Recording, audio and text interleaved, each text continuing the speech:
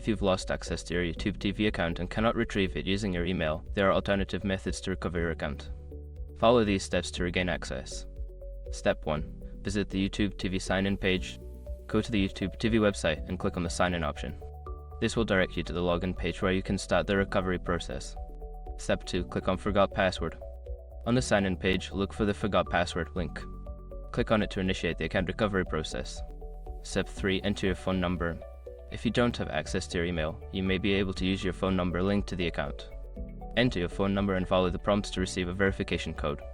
Step 4. Verify your identity.